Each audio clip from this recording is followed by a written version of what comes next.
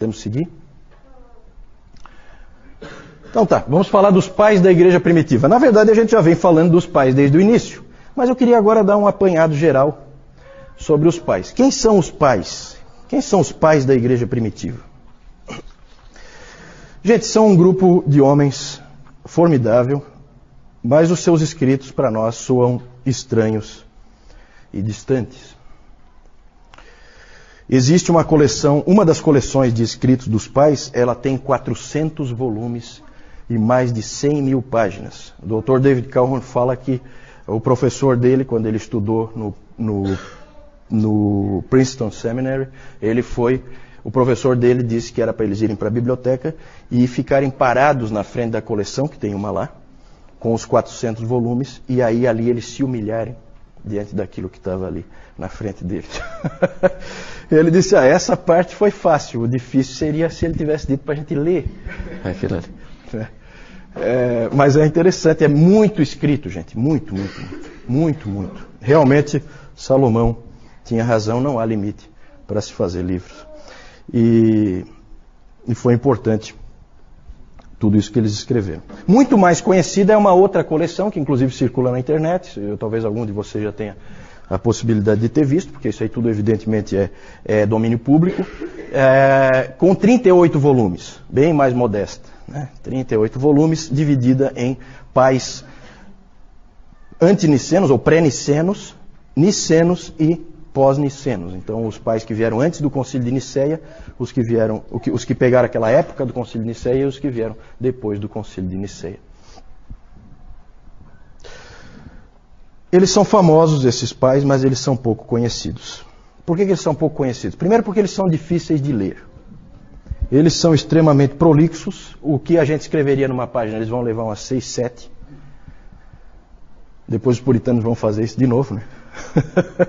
Gostam de escrever. E eles sempre fazem digressões. Sabe o que é digressão? Digressão é quando eu começo a falar um assunto, eu faço muito isso, tá? Quando eu começo a falar um assunto, e daqui a pouco eu já estou falando um outro assunto e eu não concluí o primeiro. E aí eu vou para um terceiro assunto e eu não concluí nem o primeiro nem o segundo. Isso são digressões, e eles fazem essas digressões. Às vezes eles começam com um assunto, daqui a pouco eles já vão para outro. No Novo Testamento tem alguém que faz esse tipo de coisa, né? Um dos motivos que os estudiosos creem que o livro de Hebreus não foi escrito por Paulo, apesar de alguns acharem que foi escrito por Paulo, e ele foi colocado na Bíblia como um escrito de Paulo, né, pelo posicionamento, um dos motivos que faz com que as pessoas creiam que não foi escrito por Paulo é porque o livro de Hebreus não contém digressões, e Paulo fazia digressão sempre. A hora que ele fala de Jesus Cristo, ele esquece do que ele está falando. É impressionante. E o autor de Hebreus, não, o autor de Hebreus ele é preciso. Então não é uma característica tão ruim assim, mas realmente dificulta a leitura. Inclusive o professor Calhoun lá, ele recomenda ler o livro Cidade de Deus, do Agostinho, a principal obra de Agostinho, que alguém já disse que é um livro sobre tudo o que há. Né? Sobre o que fala esse livro? Sobre tudo. Tudo que você puder imaginar, esse livro fala. Estranho, né? Só lendo mesmo para a gente ter uma noção do que isso significa. Outra coisa, eles tinham um excesso de figuras e de simbolismo. Esses tempos eu li uma figura, um ensinamento do Clemente, acho que era o Clemente de Roma, e era interessante porque ele falava da construção de Deus. Então ele falava que cada um de nós é uma pedra e que Deus levanta através da estrutura do Evangelho, e que a roldana é Cristo. E começa a ficar complicado, daqui a pouco a ilustração você já não entendeu mais nada. É tanta coisa, tudo tem uma ilustração, você já não entende mais nada. E realmente fica difícil de entender. Então eles são um pouco difíceis de ler, bastante difíceis de ler, uns mais, outros menos. Mas são pessoas que foram fundamentais para a história da igreja. Quem são eles então? Eles são os líderes da igreja depois dos apóstolos. Podemos dizer que talvez o primeiro seja Clemente de Roma, que escreveu no ano 96, ainda no primeiro século ele escreveu a carta aos Coríntios, primeira de Clemente aos Coríntios. Talvez ele seja o primeiro dos pais. E aí tem vários pais ali. Onde será que termina? Alguns dizem que termina com Agostinho, no século V. Alguns levam para muito mais longe, dizem que Bernardo de Claraval, ou de Clairvaux, é o último pai. Para a Igreja Oriental, a Igreja Ortodoxa, a Era dos Pais ainda não acabou. É engraçado porque o Dr. Kaufmann, ele fala de um patriarca, acho que de Constantinopla, que estava lá no seminário. E aí perguntaram para ele, quando é que terminou a Era dos Pais? Aí ele falou assim, como assim terminou? Eu estou vivo? Então, para a Igreja Oriental não terminou ainda, né? Eles continuam usando a figura dos patriarcas. Eram homens de várias regiões e etnias, sempre daquela em volta ali do mar Mediterrâneo, que geralmente escreviam em grego,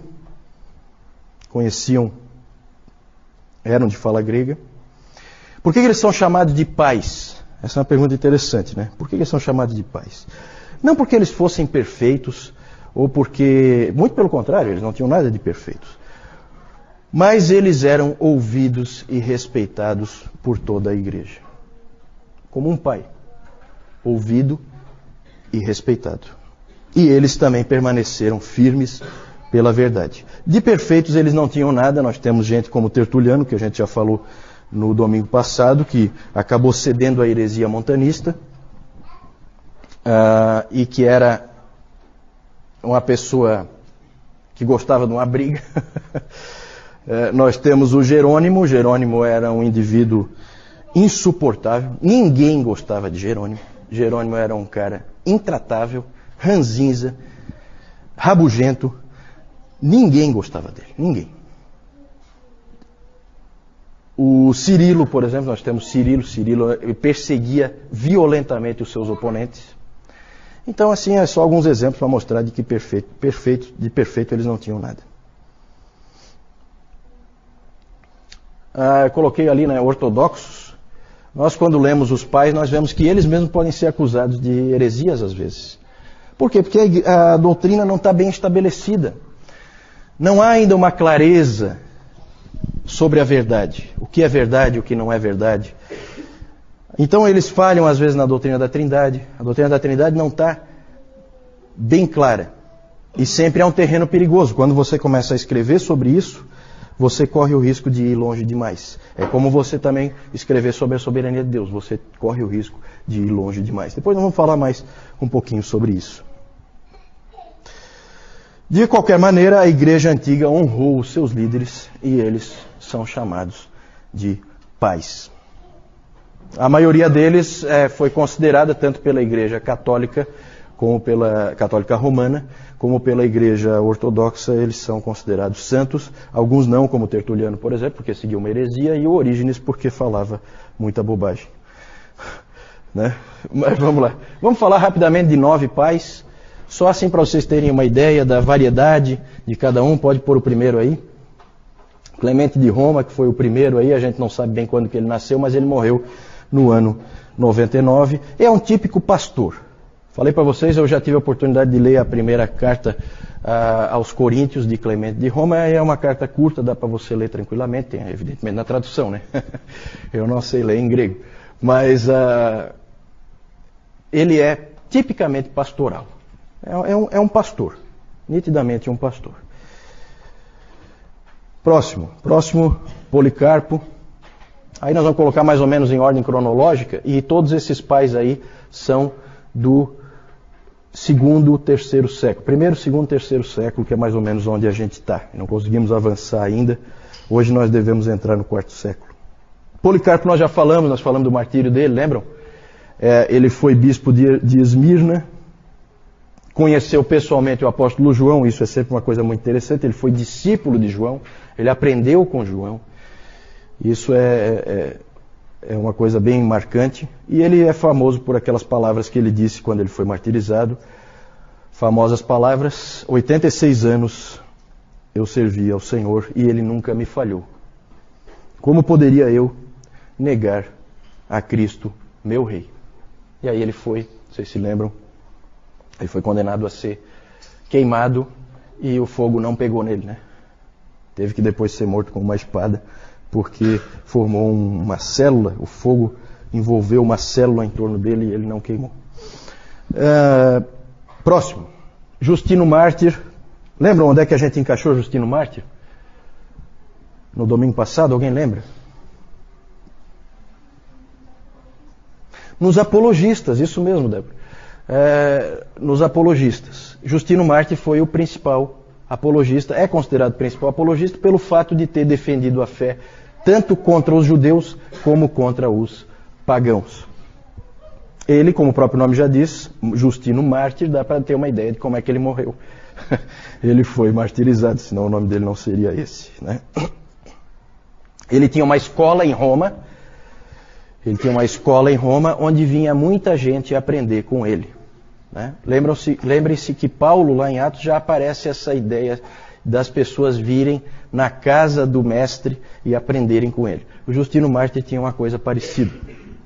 As pessoas vinham e aprendiam com ele. Um dos alunos do Justino Mártir é esse seguinte aí, pode passar, Tassiano. Tassiano veio de longe, veio lá da Síria. Ele veio para estudar em Roma com o Justino Mártir. Ele era um cristão bastante radical.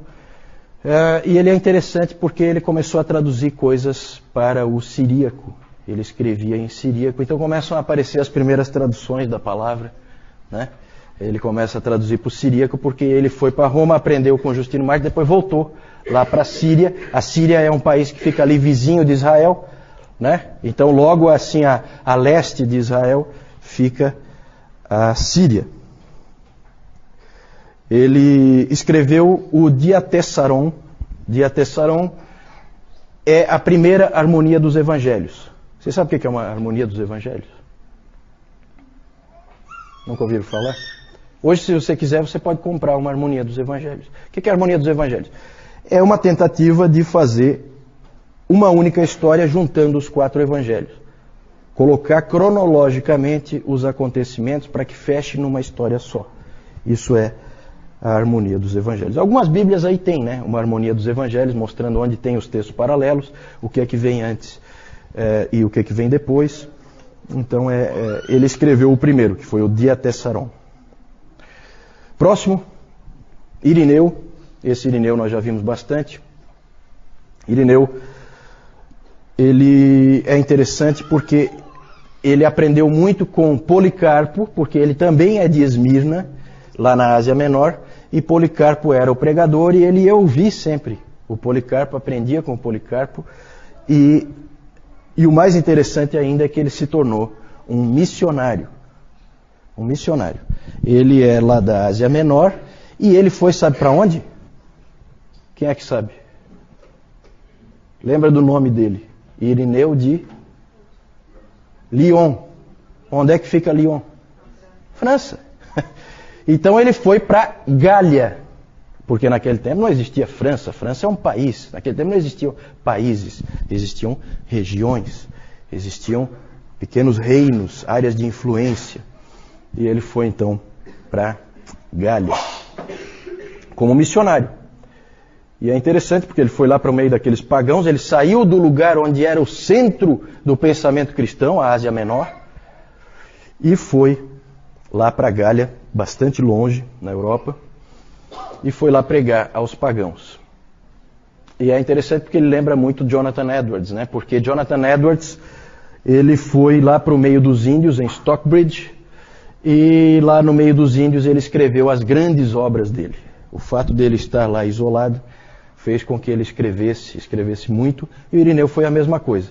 O livro dele, em vários volumes, Contra Heresias, é o nome? Contra Heresias, onde ele atacou o gnosticismo, atacou o marcionismo, ele escreveu lá na Gália. Então é interessante porque ele é realmente um missionário, ele aprendeu a língua do lugar para onde ele estava indo, bem aquele esquema que a gente conhece de missões. Irineu. Próximo. Tertuliano, esse nós já vimos várias vezes. Vimos que ele era bastante radical no seu isolamento do mundo. Ele, na verdade, era um advogado que se tornou teólogo. E algumas pessoas acham que foi bom que ele fosse um advogado porque ele trouxe para dentro do cristianismo uma linguagem um tanto quanto legal do direito. E outros acham que isso não foi bom. Isso aí há discussões entre os eruditos aí quanto a esse aspecto, se foi bom ou se não foi. Ele é um dos pais mais interessantes de ler, segundo se diz. Já colocamos várias frases dele, então ele tem frases de efeito que são conhecidas até hoje. Vocês lembram, no domingo passado nós mostramos aquela que é bem conhecida, que o sangue dos mártires é a semente da igreja. Então ele tem essas frases de efeito. Então ele é um pai da igreja que é interessante de ler. Um aspecto também pitoresco aí a respeito dele é que ele é famoso por ter criado centenas de novas palavras no latim, para a língua latina. Criou centenas de novas palavras. 509 substantivos, 284 adjetivos e 161 verbos novos. Ele criou. Tem uma palavra dele que todos nós usamos. Quem é que sabe? Pegadinha. Quem souber pode ir embora, não precisa mais vir. Está passado. Está passado. Criação dele. A palavra trindade. Trindade. Tertuliano criou essa palavra. Trindade. Todos nós usamos, né? A palavra trindade é criação dele.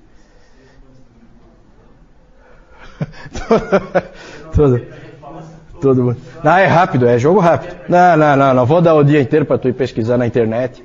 Não. Tem que saber, se não sabe, não sabe. É. Próximo. Clemente de Alexandria, já falamos dele também. Lembram que ele era vinculado a uma escola lá em Alexandria, famosa escola cristã, um tipo de um seminário. Ele foi aluno do Pantenos. Alguém lembra do Pantenos? Quem foi o Pantenos? Foi um professor dessa escola de Alexandria que ele foi para onde? Falei no domingo passado. Difícil de lembrar esses detalhes, né? Foi para a Índia, exatamente. Foi lá consolidar o trabalho do apóstolo Tomé. Foi missionário também. Então, e o Clemente tinha sido aluno dele. E o Clemente, todo esse pessoal de Alexandria gostava muito do conhecimento, inclusive do conhecimento pagão, dos filósofos, né? Aristóteles, Platão, todos esses grandes filósofos gregos. E o Clemente, vocês lembram que nós tratamos dele quando nós falamos dos apologistas, da questão também da tensão do cristianismo e da cultura. Nós vimos que Tertuliano exemplificava um tipo de postura e o Clemente exemplificava um outro tipo de postura, que é de receber essas coisas, claro, sob o Evangelho, nunca em mesmo grau de importância, mas usufruir delas. E o Clemente, o Calhoun diz que o Clemente provavelmente é um pai da igreja que todos nós gostaríamos dele, porque ele é realmente um tipo assim amigo, um tipo pai, uma pessoa agradável. Conhecia muito, extremamente inteligente e foi professor também dessa escola em Alexandria. E agora nós vamos falar do sucessor dele, que é talvez mais genial que ele, mas que pisava na bola às vezes, que é o Orígenes. Orígenes é o sucessor de Clemente. Vejam que ele é mais novo, 35 anos do que o Clemente, e ele sucedeu o Clemente, então, na escola de Alexandria. Começou a escrever no ano 215 e escreveu livros sobre tudo que você puder imaginar. Ele escreveu livros apologéticos, ele escreveu comentário da Bíblia inteira, naquela época, e escreveu exposições bíblicas, e escreveu, interessante, o que se considera a primeira teologia sistemática. Ele é o primeiro a escrever uma teologia sistemática que é o livro dele sobre os princípios fundamentais. Todos têm sentimentos duvidosos em relação a Orígenes. Não existe santo Orígenes, tá? Por quê? Porque o que se diz a respeito de Orígenes é o seguinte: quando ele é bom, ele é muito bom. Mas quando ele é ruim, ele é muito ruim. Então essa é a frase-chave a respeito do Orígenes. Orígenes trouxe muitas coisas boas para a igreja, mas também trouxe umas doutrinas estranhas que ninguém engoliu. Alguém abre a Bíblia aí, por favor? O João disse que isso é um curso onde não se abre a Bíblia. Então, então vamos abrir a Bíblia aí. Em Atos 3:21. Aí vocês vão ver o tipo de coisa que começava a aparecer. Vamos ver uma das vezes em que Orígenes foi muito ruim. Atos 3:21. Alguém achou aí? Sam, lê para nós. É necessário que ele permaneça no céu até que chegue o tempo em que Deus restaurar todas as coisas, como falou há muito tempo, por meio de seus santos profetas. Obrigado. Até que chegue o tempo em que Deus restaurará todas as coisas. Pronto. Aí o Orígenes. O que significa isso? Significa que todo mundo vai ser salvo. Então ele acabou vindo com uma doutrina universalista. No final todos vão ser salvos, até o diabo. Só que como ele... Olha onde é que o Orígenes vai. Só que porque ele vai restaurar todas as coisas. Todas as coisas inclui o diabo. Então até o diabo vai ser salvo. E aí... Olha como é que vai a elucubração, né? Muita imaginação esse rapaz. Aí, como todos têm livre-arbítrio, então tudo pode começar outra vez. Aí Satanás cai de novo, aquela coisa toda, né? Então, como é só um exemplo para vocês verem que quando ele é ruim, ele é muito ruim. Né? E evidentemente que ninguém engoliu isso aí, graças a Deus. Porque se alguém tivesse engolido... Mas ele não é sempre tão ruim não, tá? Tem que saber separar aí o joio do trigo. Vamos falar do último aí, desses 9 que nós estamos vendo. Eles são muitos, tá? Os pais da igreja. Nós estamos pegando alguns exemplos aí, numa certa ordem cronológica. Cipriano. Esse Cipriano foi bispo de Cartago. Ele é importante porque ele tentou definir o que a verdadeira igreja é. Ele falou muito sobre a igreja. Tem uma frase famosa dele em que ele diz que ninguém tem a Deus como pai se não tiver a igreja como mãe. Né? Essa frase pode ser interpretada de várias maneiras, tá? Essa frase foi citada, essa é uma das frases mais citadas. Até Calvino citou essa frase, tá? Só que cada um cita com uma coisa diferente em vista. Pode passar então, rapidamente aí. Esse Cipriano ele acabou estando no meio de uma controvérsia que nós vamos falar mais adiante, a controvérsia donatista. Como nós devemos encarar os pais, gente?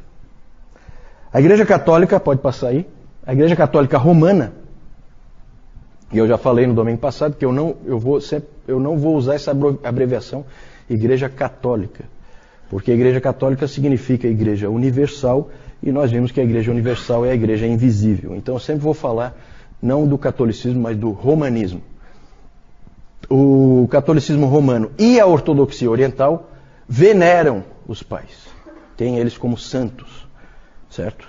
Essa é uma posição errada. De santo eles não têm nada. Já deu para perceber. É só olhar para a história deles e você vai ver que eles não têm nada de especial. Eles são cristãos. Isso eles são. São santos nesse sentido, mas santos no sentido que essas igrejas creem que um santo deve ser, com certeza não são. E os protestantes têm uma tendência de ignorá-los. Eles acham que esses pais são da Igreja Católica. Né? Gente, isso aí é uma igreja única, não existem várias igrejas. Aqui não existem várias igrejas, existe uma única igreja. Qualquer igreja cristã que exista, vem daí. Aqui é a origem comum. Depois vai ter bifurcações. Ainda não. Ainda não. Então, os protestantes têm uma tendência de ignorá-los. O meio reformado dá uma colherzinha de chá para Agostinho, eles gostam do Agostinho e tal, mas fica nisso, né? É só o Agostinho e olha lá. Quem não é do meio reformado, ignora praticamente todos eles, e essas igrejas mais modernas aí nem sabem que houve alguma história da igreja, né? Normalmente. Pode passar. Qual é a posição adequada?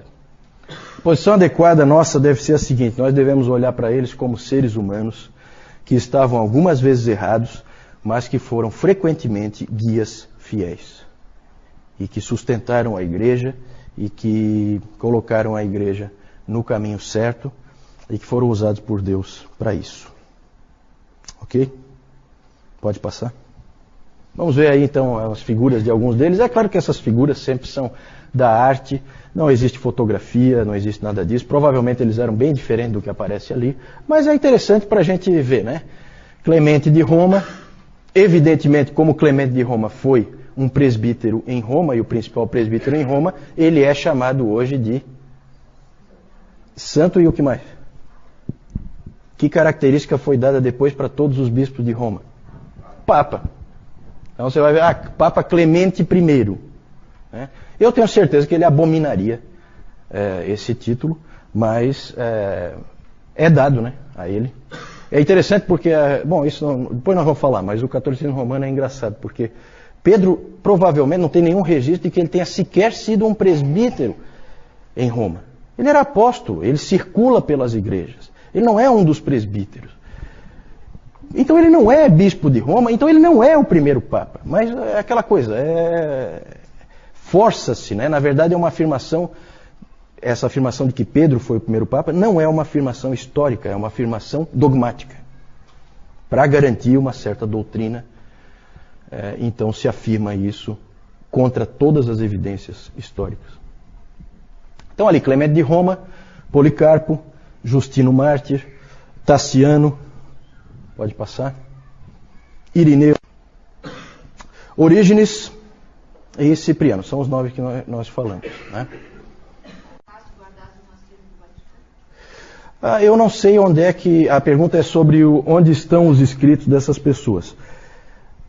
Na verdade existem cópias, né? Como todos os livros antigos existem cópias, e as cópias são muitas, então você tem em vários lugares. O acervo do Vaticano deve ter cópias também. Alguns têm cópias mais antigas, outros têm cópias mais recentes. A maioria dos manuscritos antigos estão na Inglaterra. Já houve tempo em que a Inglaterra foi dona do mundo, o sol não se punha sobre o reino da Rainha Vitória. E então todos os arqueólogos eram ingleses e tudo que eles descobriam eles simplesmente roubavam dos países em que eles descobriam as coisas, né? Então a maioria dos manuscritos estão na Inglaterra, muitos nos Estados Unidos também, porque foram comprados, né? Os Estados Unidos, no poder econômico, compravam manuscritos, mas sempre é assim, sempre são cópias. Então as cópias são muitas. Os originais provavelmente estão perdidos. Algumas dessas obras não sequer existe o original. Eu falei daquela obra do Celso, Verdadeira Razão. Essa obra foi reconstruída, 90% dela, só com as citações que o Orígenes faz daquela obra. A obra mesmo não existe. Não se encontra a obra. Então isso aí são tudo recursos históricos que se usam para reconstruir livros antigos. Uma das grandes perdas que nós falamos domingo passado foi exatamente a queima da Biblioteca de Alexandria, porque certamente ela teria cópias de todos esses manuscritos.